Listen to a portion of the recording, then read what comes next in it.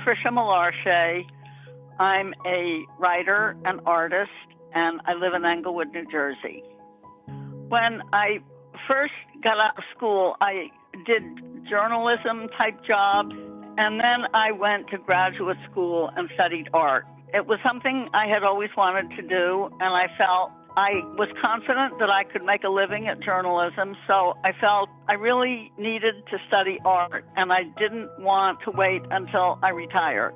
I was studying painting, but in the course of that, I was introduced to crafts through a ceramics teacher. He used to bring in Craft Horizons, which was the predecessor to American Craft Magazine, every 2 months, and he would just be full of excitement. It was like his Bible.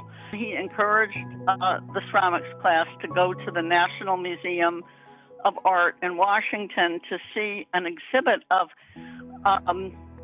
fabric hangings. And when I saw those, I just felt that I really was in love with them and that I could probably take everything I had learned about color and painting and transfer it into fabric. And I felt that was really something that I wanted to do. Gradually, after I'd been working in textiles for a while, I got to where I felt that I wanted to do some more work with words. And when I first started going to graduate school, there were some small opportunities opening up to do reviews. Craft Horizons was publishing brief reviews, and then Fiber Arts Magazine started up. And so it was, kind of a very gradual getting into writing about textiles, and was just sort of an evolution of opportunities.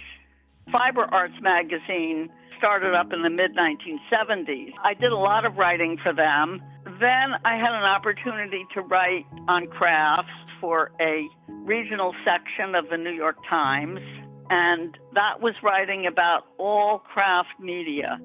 After that, I became very interested in the whole issue of why craft was so either ignored or misunderstood or disrespected, larger art circles. I was interested in the resistance that art critics seemed to have in writing about it. Then the Renwick Fellowship was instituted. It was an opportunity to do research at the Smithsonian, examining writings on craft over a period of 20 years with a specific reference to different exhibitions that had traveled around the country. And then I had an opportunity to work with the Surface Design Journal. I was happy to be back to writing on textiles. Each issue had a theme. My hope for that was always to have each theme to sort of have that as a center, and then to go out from that in as many directions as you could, so that each issue would be like a resource for someone that was interested in the subject. How fiber has developed in the years that I've been involved in it, and that covers, many, many decades. But I think right now it has integrated into the larger art world.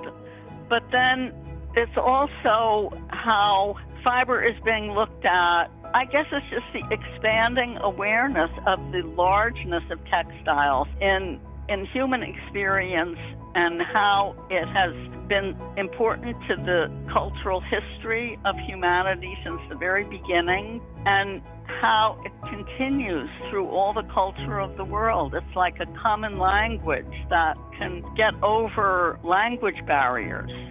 I think it's also been exciting to watch the development of a field that is still continuing to grow, and where it seems that, each new generation that comes into it brings new things to it. And one of the things that I think is important when you've been in a field for a long time is to always be open to newness, and to not get to a point you think you know everything, and that you don't look at what's coming up with the same degree of open curiosity. I think that the American Craft Council has kept the craft visible in American culture. I think it has made craft a part of the American economy.